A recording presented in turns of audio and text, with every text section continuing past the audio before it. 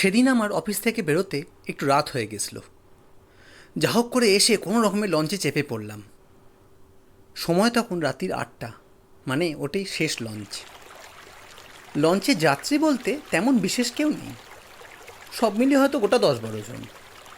Launch যখন মাঝগঙ্গায় এসছে তার আগে লক্ষ্য করেছিলাম যে এক ভদ্রলোক কানে ফোন দিয়ে কথা বলছেন লঞ্চের এক কোণে দাঁড়িয়ে। তারপর লঞ্চ যখন এগোচ্ছে আচমকা দেখি সেই লোকটি জলের মধ্যে ঝাঁপ মারলেন, আর সঙ্গে সঙ্গে হুলুস্থুল পড়ে গেল।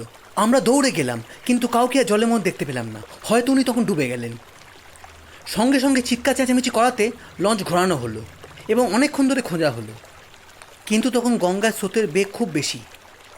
মুহূর্তের মধ্যে সেই মানুষটি কখন যে জলের তলায় চলে গেলেন তা বুঝতেও পারলাম না। অনেক খোঁজাখুঁজি করলাম, কিন্তু কোথাও সেই মানুষটিকে দেখা গেল না। সবার মুখের মধ্যেই কিরম যেন একটা আতঙ্কের ছাপ দেখা গেল। কে সেই লোক, কি এমন ঘটলো যে জলে ঝাঁপ মারলো? খানিকক্ষণ আগে সে কানে ফোন দিয়ে কথা বলছিল। লোকটি যেখানে দাঁড়িয়েছিলেন তার পাশেই একটা ব্যাগ রাখা ছিল, হয়তো সেই ব্যাগটি সেই লোকটারই। ব্যাগটা আমি তুলে নিলাম।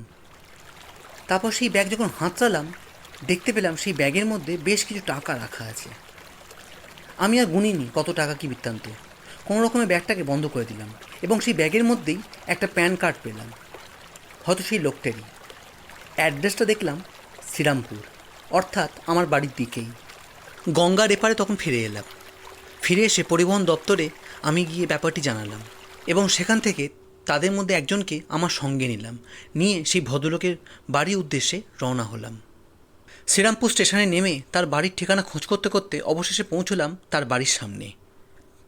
বাড়িটি বেশ বড়, কিন্তু বাড়িটা যেন ঘুটঘুটে অন্ধকার, যেন জনমানবহীন একদম। আমি আর সেই ভদ্রলোক আস্তে আস্তে এগিয়ে এলাম গেট খুলে। দরজায় কড়া নাড়তে কিছুক্ষণ বাদে এক বৃদ্ধ ভদ্রলোক বাইরে বেরিয়ে এলেন। ভদ্রলোকের বয়স তাও 75 থেকে 80 বছর মতো হবে। আসতে আমাদের বললেন, কে বাবা, কি ব্যাপার? আমি তখন কি বলি, এমন একটা খবর সঙ্গে নিয়ে এসেছি যা আমি চট করে বলতে চাইলেও বলতে পারছি না। তার আগে দেখেছি প্যান কার্ডে সেই ভদ্রলোকের নাম সুবল বিশ্বাস। আমি একরকম তখন মনে সাহস করে বললাম, জ্যাঠামশাই, বলছিলাম যে এটা কি সুবলবাবুর বাড়ি? হ্যাঁ বাবা, কিন্তু কেন? তোমরা ওকে কেন চাইছো? না, মানে আসলে ব্যাপারটা হচ্ছে, আমরা আর কি লঞ্চে করে আসছিলাম, তো তখন দেখলাম সুবোধবাবু ফোনে কারোর সঙ্গে কথা বলছিলেন হয়তো, কিন্তু আচমকা কী যে একটা হলো বুঝলাম না। উনি জলে ঝাঁপ মারলেন, মানে আমাদের সকলের সামনেই উনি জলে ঝাঁপ মারলেন। জানি জানি না কেন, হয়তো কোনো অসুবিধা বা কিছু হয়েছিল ওনার, কিন্তু আমরা বুঝতে পারলাম না। আমরা অনেক খোঁজ করেছি, আমরা অনেক খোঁজ চালিয়েছি, কিন্তু ওনাকে আমরা খুঁজে পাইনি। যাই হোক, ওনার একটা ব্যাগ পেলাম। এই ব্যাগটা এর মধ্যে কিছু টাকাও রাখা আছে, এবং সেখান থেকে ওনার প্যান কার্ড মারফত আমরা কি আপনার বাড়িতে এলাম। বৃদ্ধ ভদ্রলোক আমার সব কথা চুপ করে শুনলেন। তিনি আমার কথার মাঝে কোনো কথা কাটলেন না।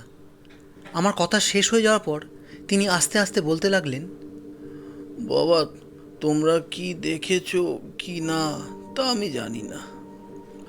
আমার ছেলে সুবল আজ থেকে 6 মাস আগে রাত্রির 8টার সময় যে লঞ্চটা আসে, তাতে করে আসার সময় ও ওখান থেকেই জলে ঝাঁপ মেরে আত্মহত্যা করেছিল।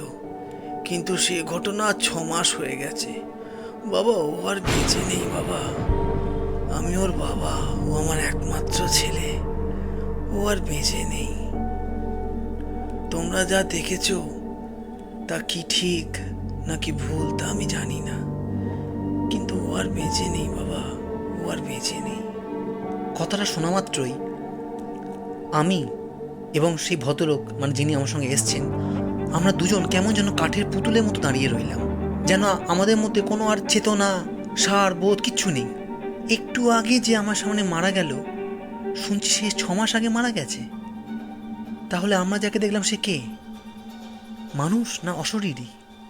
কিন্তু তাই যদি হয়, তাহলে এই ব্যাগটা আর এই ব্যাগের মধ্যে এত টাকা।